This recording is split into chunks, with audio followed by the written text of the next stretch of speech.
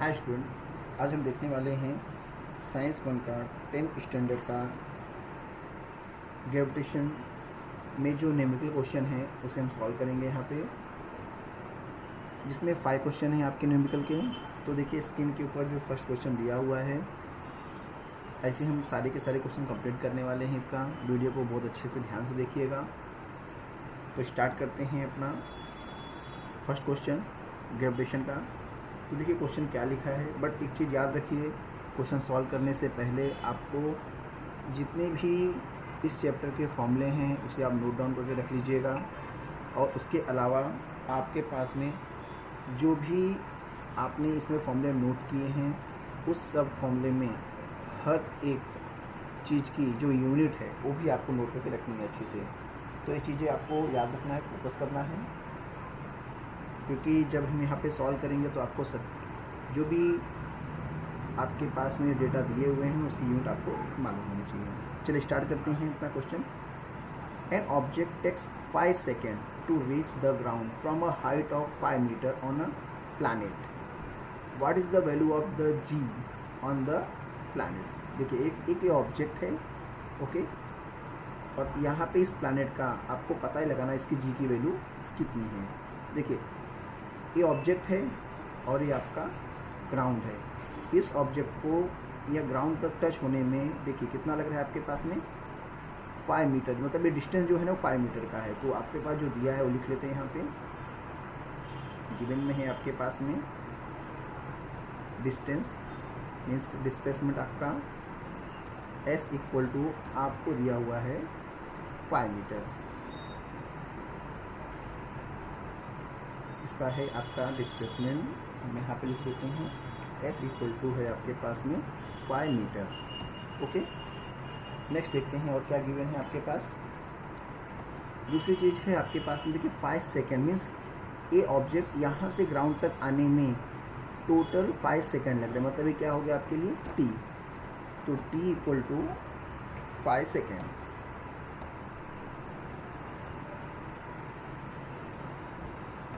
ये भी आपको गिवन है। और देखिए फ्री फॉल आपने देखा ही है, जब आप ऊपर से नीचे जब ऑब्जेक्ट लेके आते हैं इस कंडीशन में क्या होता है आपका u equal to initial velocity. u मतलब इनिशियल वेलोसिटी, ये हमेशा क्या होती है 0, इतना याद रखिएगा। ओके, ये चीज़ भी देखिए s t u। अब आपको पता लगाना, देखिए फॉर्मूला आपके पास में है s इक्वल टू, देखिए मैं बोल रहा हूँ s equal to U T plus आपके पास है जी टी का स्क्वायर। ओके, फॉर्मूला है फ्री फॉल का।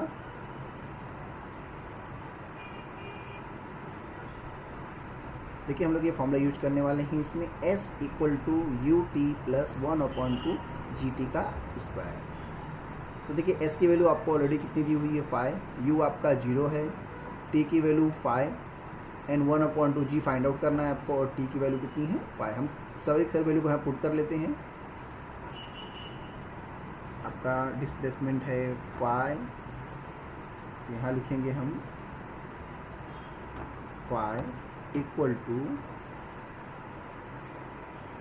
u की वैल्यू आपके पास है 0, फिर क्या है आपका मल्टीप्लाई का साइन,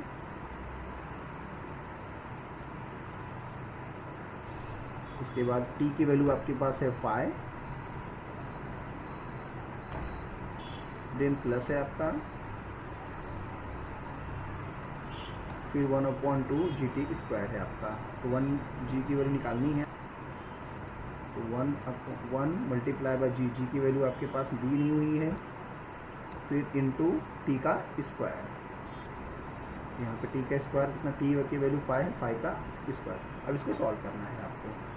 तो देखिए 5 का 0 से मल्टीप्लाई करने पे 0 हो जाएगा, मतलब फुल ये आपका पूरा का वैल्यू कितना हो गया 0। तो आपके पास बचेगा 5 इक्वल टू 1/2 25। ओके, इसको सॉल्व करते हैं। तो यहाँ पे आपका आ गया 5 इक्वल टू देन 0, फिर आपके पास आएगा प्लस, ओके, देन आपके पास ये है 1/2 इंटू जी, तो इसको लिखते हैं हम यहाँ पे। तो 1/2 यहाँ पे रखना है आपको जी, जो आपको फाइंड आउट करना है। देन फिर देखिए 5 का स्क्वायर कितना हो गया आपके पास, देखिए 25। ओके, अब मैं क्या करूँगा, देखो ये 0 का कोई मतलब नहीं, 0 को हटाऊँगा मैं, और इस 2 का मल्टीप्लाई मैं 5 से करूँगा और उसके नीचे मैं 25 लाऊंगा। देखो 2 5 या 10 हो जाएगा आपका यहाँ पर।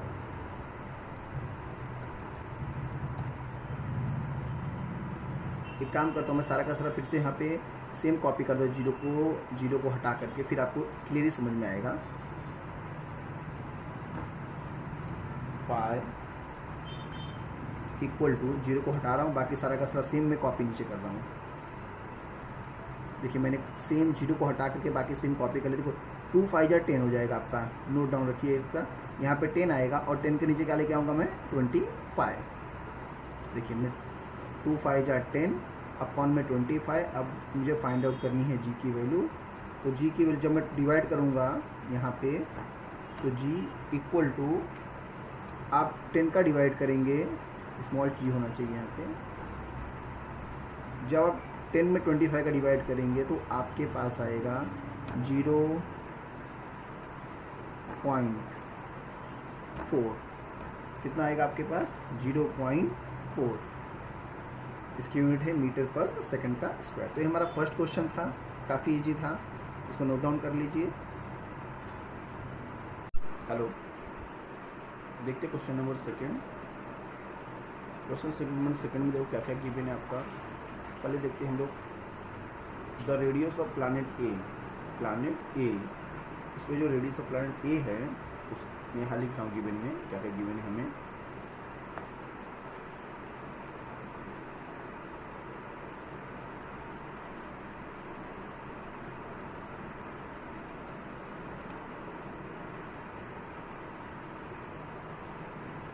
गिवन रेडियस ऑफ प्लैनेट ए। मैं रेडियस ऑफ प्लैनेट ए को ले लेता हूँ मैं आर, स्मॉल आर। देखिए रेडियस ऑफ प्लैनेट ए जो है, रेडियस ऑफ प्लैनेट बी का हाफ है, ये हमारा हमें मालूम है। सेकंड, और क्या मालूम है, द मास ऑफ, उसका मास कितना है आपका, प्लैनेट ए का मास एम ए। यहाँ लिखूँगा मैं mass of planet, mass of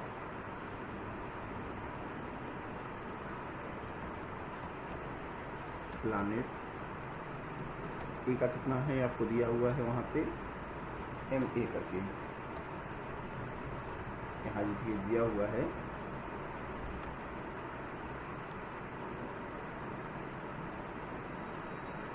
ये आपको गिवन है। उसके अलावा आपको देखो क्या मालूम है,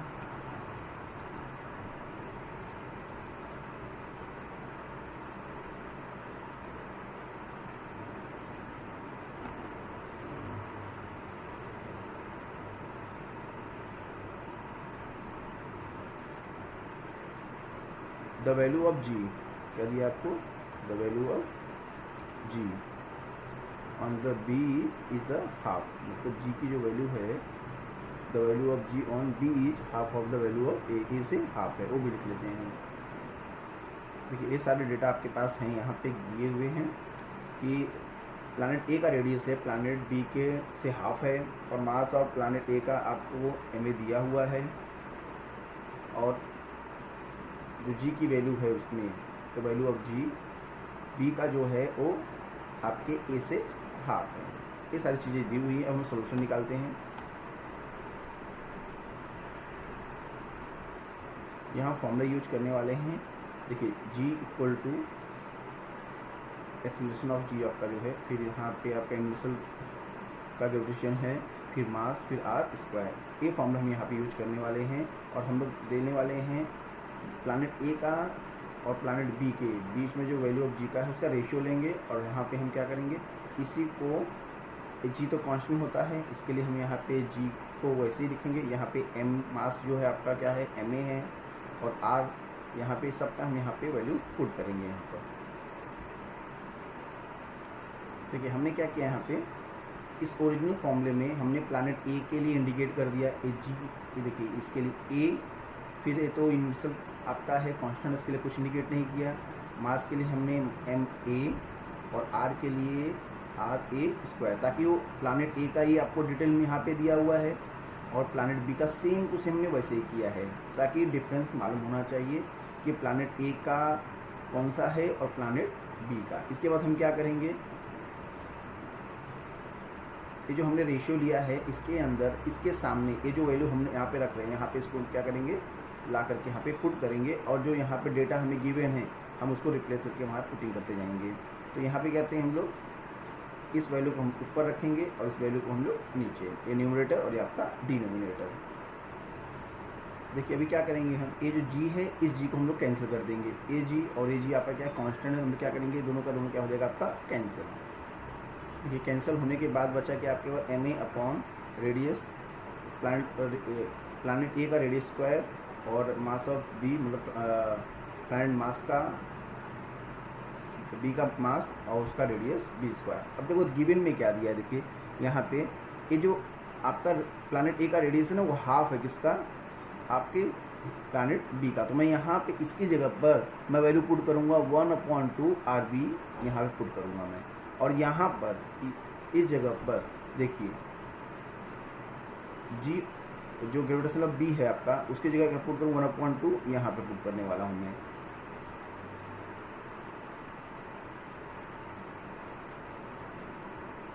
देखिए मैंने क्या किया, इसको इससे डिवाइड का जो साइन है अपॉन का साइन उसको मैंने इससे कर डिवाइड का साइन करके कर दिया। अब मैं क्या करूँगा, देखिए डिवाइड के साइन को मैं मल्टीप्लिकेशन के साइन में कन्वर्ट करूँगा तो क्या होगा, राइट हैंड ये जो है आपका ये ऊपर जाएगा और ये वाला आपका क्या हो जाएगा नीचे। देखिए मैंने क्या किया, ये जो डिवाइड का साइन है उसे कन्वर्ट कर दिया मल्टीप्लाई में, तो ये जो नीचे का ऊपर चले गया, ऊपर वाला नीचे आ गया। अब मैं वैल्यू पुट करूँगा और देखो जी ए और जी ए कैंसिल हो जाएगा और जो 2 है ना ये आपका ऊपर चले जाएगा। ओके सेम ऐसे ही, तो यहाँ पे 2 आएगा कैंसिल होने के बाद में, और यहाँ पे जो वैल्यू आपकी है रेडियस ऑफ बी की वहाँ पे 1/2 मैं रखूँगा रेडियस ऑफ ए। देखिए क्या हुआ, ए जी ए और जी ए कैंसिल करके मैंने ए 2 को ऊपर लेके आ गया। फिर यहाँ पे मैंने पुट किया, किसकी वैल्यू पुट किया मैंने यहाँ पे, क्योंकि ये जो रेडियस है आपका इसका हाफ है तो मैंने हाफ पुट किया, तो स्क्वायर होने की वजह से नीचे जो 4 था ऊपर चले गया और यहाँ पे रेडियस ऑफ प्लानट बी का आ गया। अब मैं इसको और इसको कैंसिल करूँगा। ओके देखिए ए और ए कैंसिल होने के बाद में आपके पास बचा 4 M A mass of planet A का और मास ऑफ प्लानट बी का। अब मैं क्या करूँगा, यहाँ पे इस मास ऑफ प्लानट बी को मैं इस तरफ लेकर मल्टीप्लाई कर दूंगा और 2 को मैं इसके पास लेके आ जाऊंगा। अब मैं इस 2 को 2 से डिवाइड करूँ कितना यहाँ पे आ जाएगा 2 आ जाएगा, 2 2 जा 4 यहाँ पे 2, तो mass of B equal to 2 M, ये आंसर है आपका। तो देखिए ये आंसर हो गया आपका यहाँ पे कि जो प्लानट मास का बी है वो आपके प्लानट मास के ए का डबल है, ये आंसर है इसका। तो आगे देखते हैं क्वेश्चन नंबर 3। हाय स्टूडेंट, आज हम देखेंगे क्वेश्चन नंबर 3। देखिए क्वेश्चन क्या आपका, the mass and weight of an object on earth are 5 kg and the 49 newton respectively, what will be their value of on the moon, assume that the acceleration due to gravity on the moon is 1/6 of that on the earth। जो क्या क्या given है, तो mass and weight of the object on earth, earth के ऊपर का on earth, यहाँ पर मास कितना गिवन है आपको,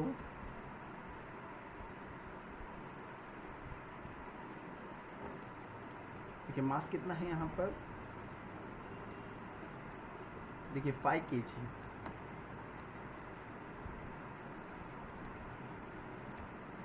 और उसके अलावा आपको क्या दिया हुआ है, वेट आपको दिया हुआ है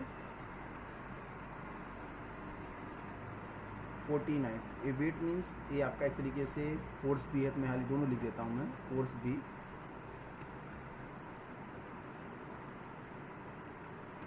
ये है 49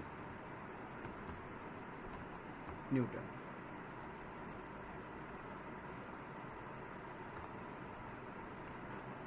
देखिए अभी आपको यहाँ पे ये चीज़ें दी हुई हैं अर्थ के ऊपर की। एक चीज़ और क्या दी हुई है,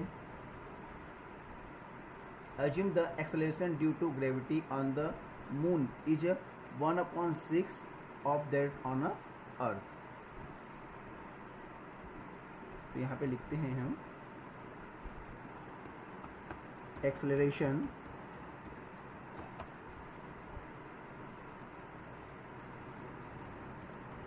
due to gravity on moon equal to, देखिए इक्वल टू 1/6 क्या होगा इसका, ये आपका होगा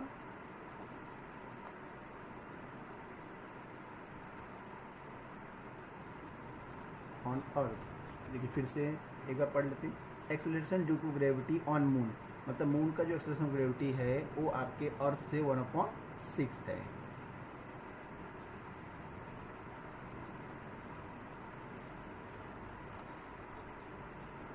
तो ये आपको सारा डेटा गिवन है। अब हम लोग निकालते हैं।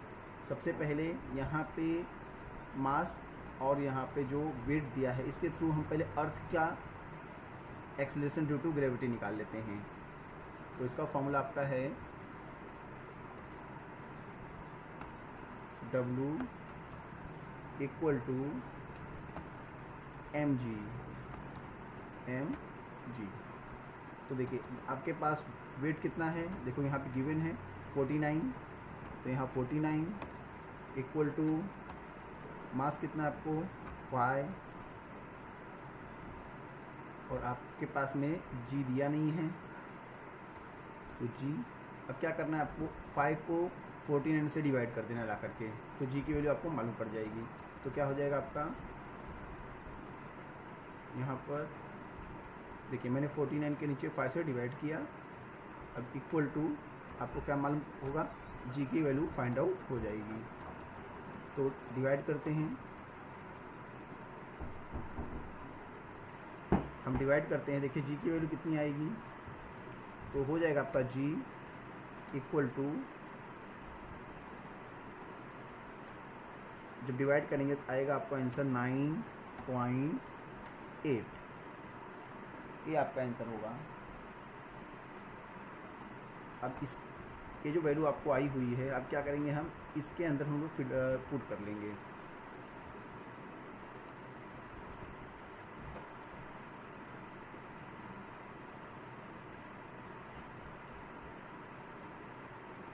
देखिए मैंने पुट कर लिया 1/6 acceleration due to gravity on earth, ये आपका g मतलब ये 9.8 यहाँ पर है। अब मैं 6 से डिवाइड करूँगा, जो आएगा यही आपका आंसर है।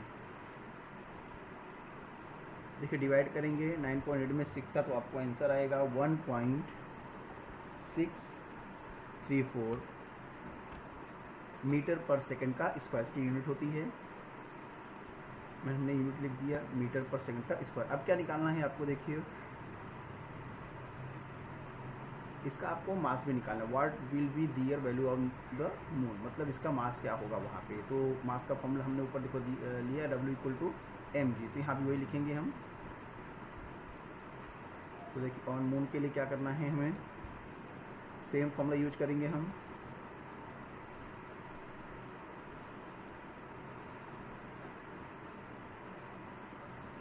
W equal to mg। तो यहाँ पे आपके पास